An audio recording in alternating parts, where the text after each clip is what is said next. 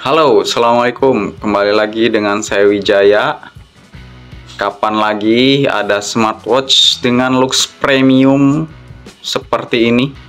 Layaknya smartwatch dengan harga jutaan, tapi harganya affordable di bawah Rp300.000.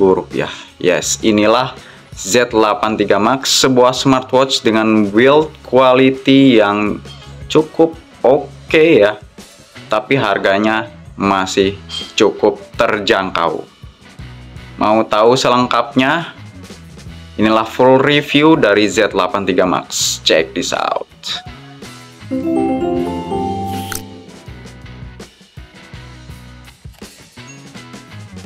Hal yang paling diandalkan dari smartwatch ini tentunya adalah material case-nya yang terbuat dari metal. Apalagi warnanya yang hitam seperti milik saya ini. Kelihatannya sangat elegan. Ya, walaupun di sisi layarnya ini bukan layar AMOLED ya, tapi ya cukup membuat smartwatch ini masih kelihatan premium ya. Dia memiliki dua tombol di sebelah kanan, yang bawah adalah tombol ke matikan atau nyalakan layar. Tombol atasnya yang sekaligus berfungsi sebagai rotary ini geleser dengan aksen ada warna merah-merahnya seperti itu ya. Sedangkan untuk tombol di sebelah kirinya ini untuk masuk ke exercise atau mode olahraganya. Seperti itu tampilannya, dan cukup unik, dia memiliki icon-icon yang cukup bagus ya. Seperti ini. Dia juga memiliki view UI yang cukup banyak dan bisa kita ganti-ganti dengan double klik di tombol crown-nya ini. Layarnya memang belum bertipe AMOLED, tapi sudah diberi ya mirip-mirip always on display ya. Walaupun tidak bisa dikatakan sebagai always on display karena dia akan mati dengan settingan waktu paling lama di 3 menit. Ya cukuplah ya untuk memberi kesan sebagai always on display. Kita bisa geser dari atas ke bawah untuk masuk ke menu setting cepat atau quick setting. Kemudian dari kiri ke kanan untuk melihat berbagai split view yang tampilannya cukup bagus ya, seperti ini. Dan dari bawah ke atas untuk masuk ke jendela notifikasi. Dan geser dari kanan ke kiri untuk lihat berbagai pilihan widget-widget yang bisa kita kustomisasi, tentunya dengan ditekan dan tahan seperti ini. Dan kalau kalian lihat di menu ini, terlihat jelas sekali bahwa si bezel dari smartwatch ini benar-benar tipis ya, seperti tidak ada bezelnya, karena dia memang sudah diberi case yang sangat rapat dengan layar. Bagus sih ini menurut saya. Untuk pilihan watch face secara default di smartwatch ini cukup banyak. Kalau soal bagus enggaknya sih itu selera masing-masing ya. Nih, kalian bisa lihat saja pilihan watch face yang ditawarkan di smartwatch ini. Cukup banyak, tapi favorit saya itu adalah watch face yang bisa kita ganti-ganti dari si smartphone ya. Memang hanya satu ya pilihan watch face yang akan bisa kita ganti-ganti dari smartphone. Kita bisa pilih dari watch face galeri yang sudah ada di aplikasinya AirDavid, atau menggunakan galeri dari wallpaper yang ada di smartphone kalian. Dan favorit saya karena ini memiliki dua tipe ya, ada yang digital maupun pointer.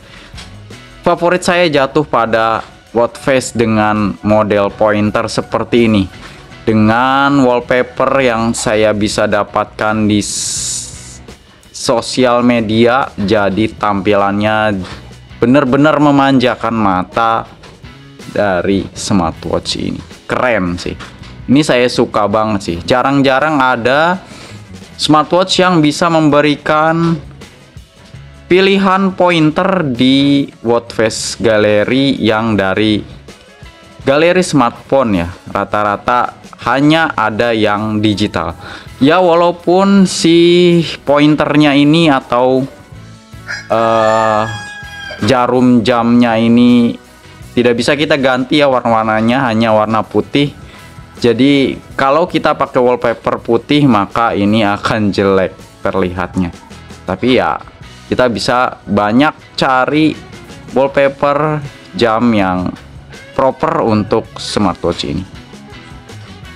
Untuk aplikasi yang ditawarkan standar saja ya, seperti ini ya.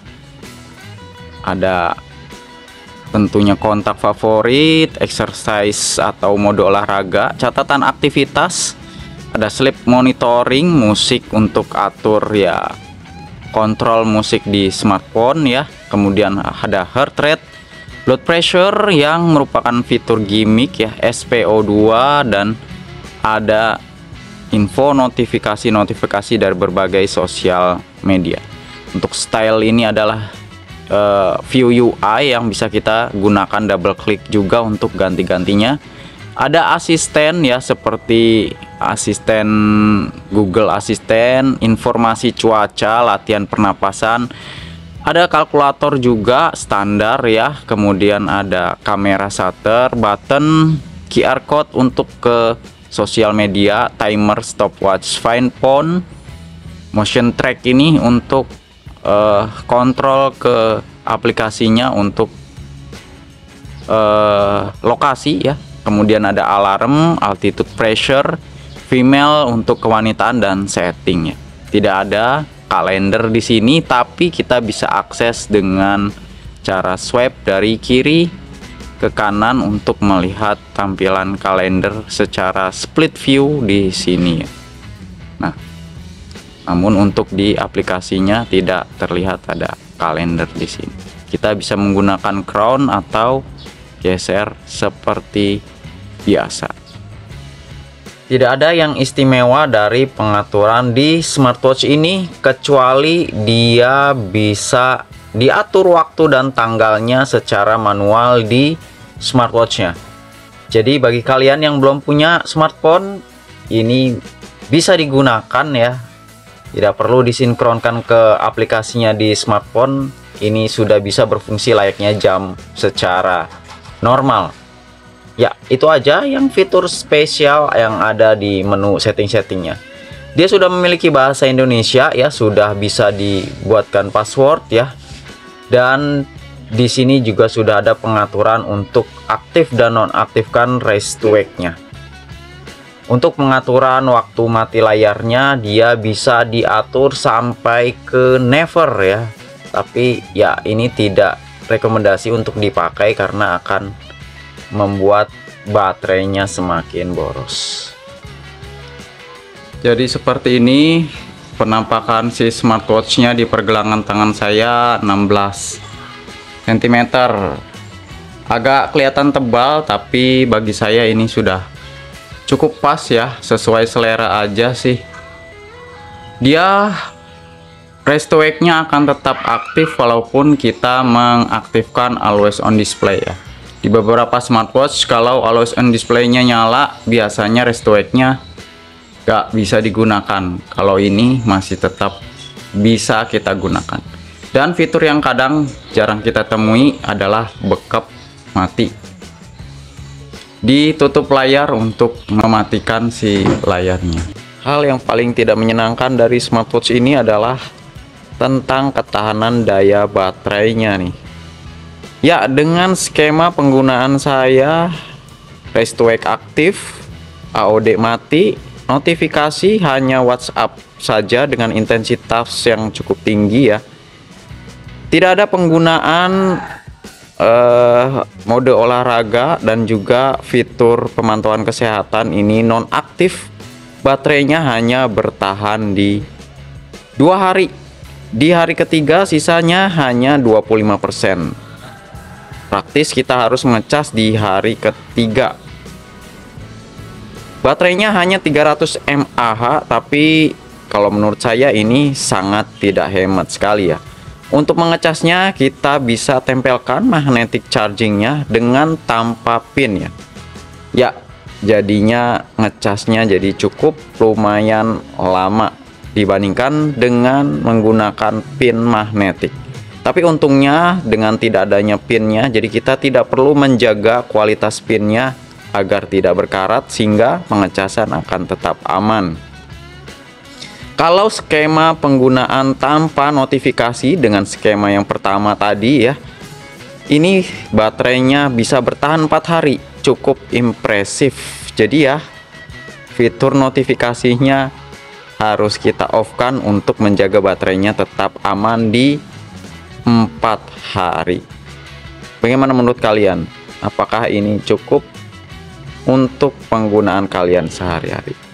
Kondisi terik di jam 12, inilah visibilitas dari smartwatch Z8 III.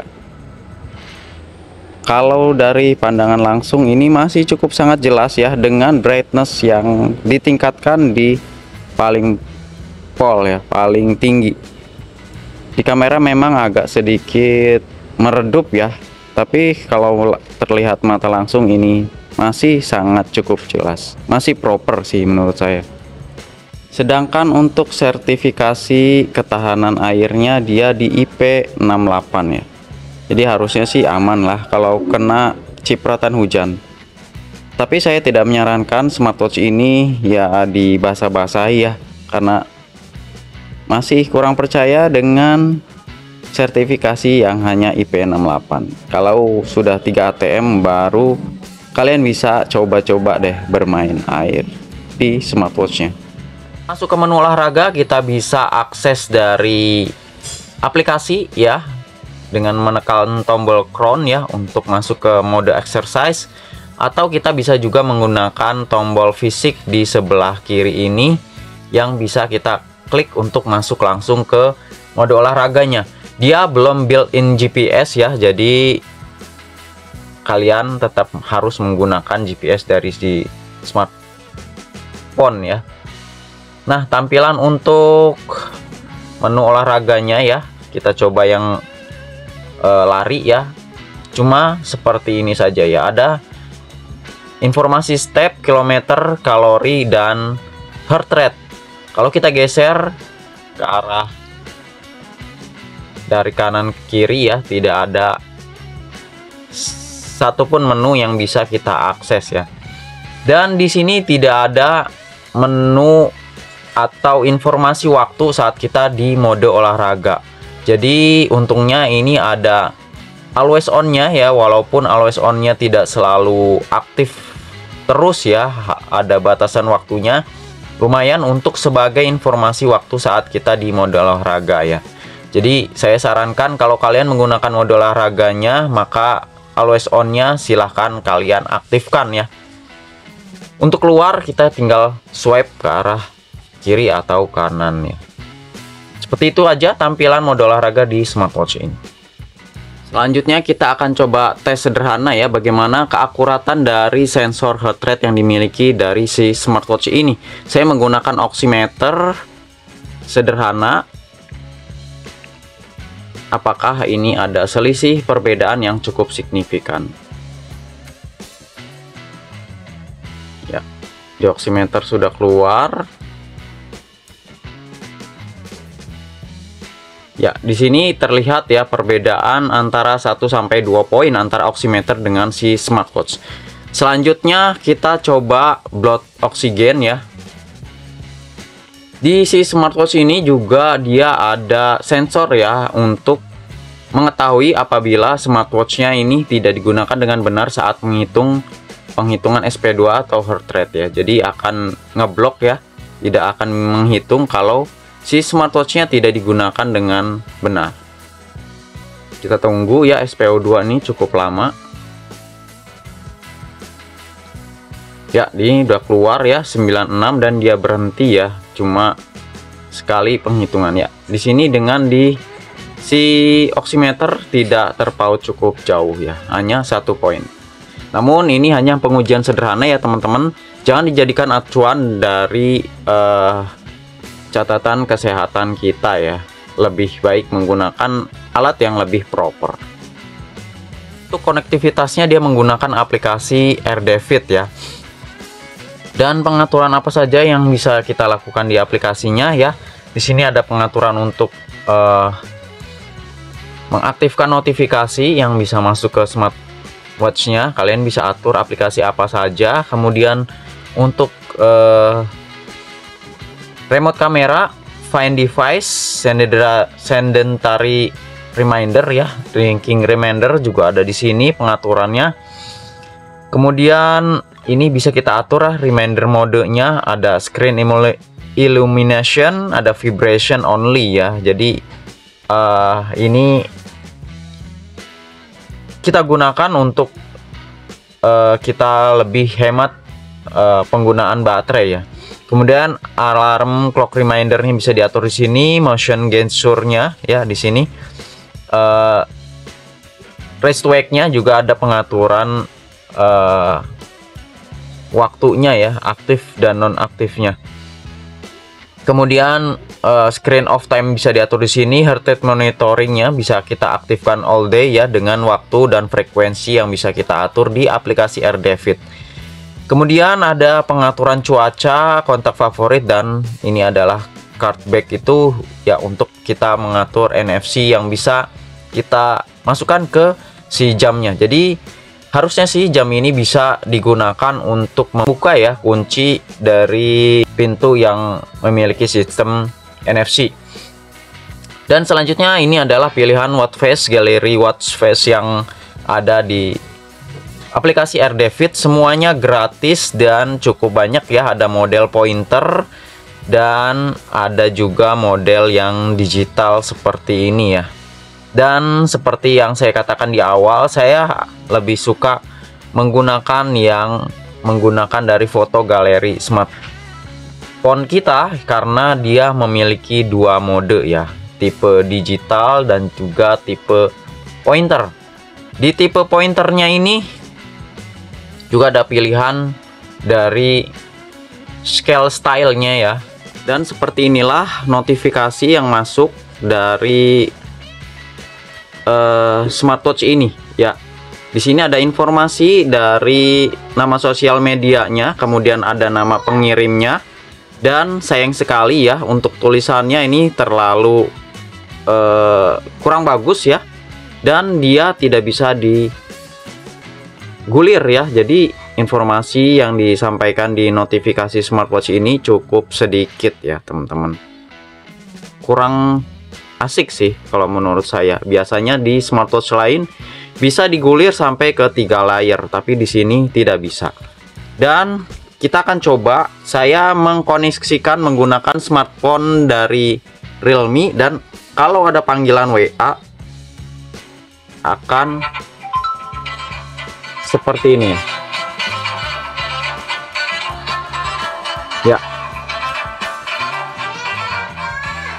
Nah seperti ini, jadi tidak bisa kita langsung angkat dari si smartwatch-nya, hanya notifikasi seperti ini.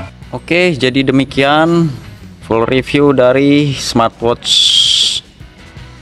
tampang jutaan dengan harga yang affordable di bawah 300.000, Z83 Max. Kesimpulannya, smartwatch ini memang selling pointnya adalah case-nya, materialnya yang memang cukup baik ya, seperti layaknya jam jutaan tapi harganya cukup murah. Di sisi lain fitur-fiturnya ya so-so aja ya, tidak terlalu bagus, tidak cukup impresif, apalagi daya tahan baterainya.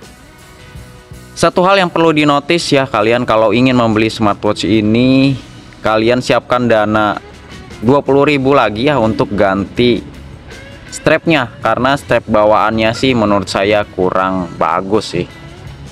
Dan satu lagi, matikan aja lah fitur notifikasinya karena kurang proper dan membuat baterainya jadi lebih boros. Oke, kalau yang mau samaan silahkan klik linknya nanti di deskripsi. Dan kalau ada yang mau ditanya-tanya tentang smartwatch ini, bisa drop komen di bawah. Demikian video kali ini, klik like jika suka dan jangan lupa subscribe. Saya Wijaya pamit, sampai jumpa di video selanjutnya. Bye guys.